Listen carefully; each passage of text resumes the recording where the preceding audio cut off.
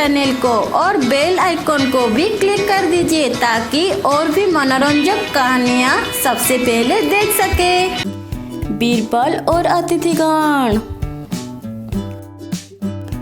सम्राट अकबर की ख्याति पूरे संसार में फैली थी। विभिन्न देशों से अतिथिगण उससे मिलने आते रहते थे।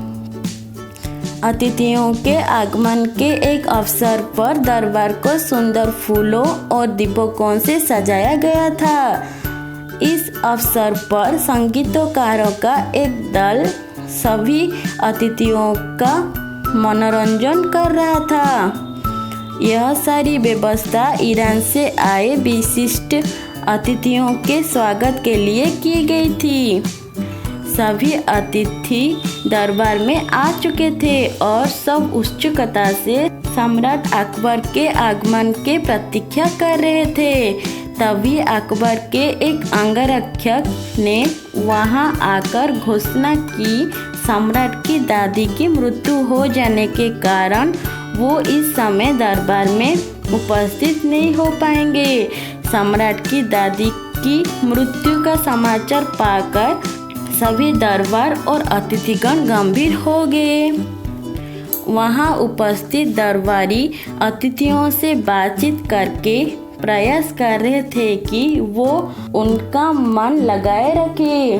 उन्हें ज्ञान नहीं था कि सम्राट अतिथियों से मिलने दरबार में कब पधारेंगे।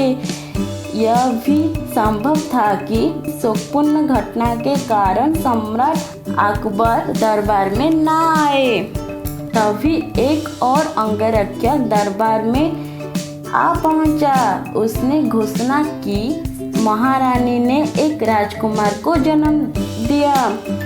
वहां उपस्थित सभी अतिथि और दरबारी ये समाचार सुनकर प्रसन्न हो गए। जब सम्राट काफी देर तक दरबार में ना आए तो ईरान से आए अतिथिगण अधीर हो उठे। वो वापस अतिथि गृह में जाने का विचार करने लगे। तभी घोषणा की गई कि सम्राट अकबर ने पधार रही है। अब अतिथियों के सामने एक और समस्या आ खड़ी हुई। उन्हें पता था कि सम्राट की दादी की मृत्यु हो गई थी, जो एक बुरी खबर थी। दूसरी ओर राजकुमार का जन्म एक शुभ समाचार थी। वो समझ नहीं पा रहे थे कि वो सम्राट के साथ सहानुभूति व्यक्त करे अथवा उन्हें बधाई दे। जब वो स्वयं इस समस्या का हल न ढूंढ पाए तो उन्हें बीरबल से राय मांगी।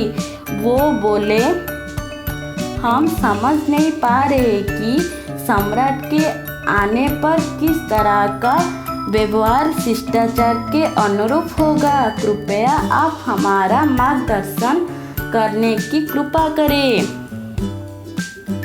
बीरबल बोला, आप लोग वैसे ही व्यवहार कीजिएगा जैसे सम्राट की मन स्थिति हो। यदि वो प्रसन्न देखे तो आप भी मुस्कुराना चाहिए। यदि वो दुखी हो तो आप सबको भी गंभीर हो जाना चाहिए।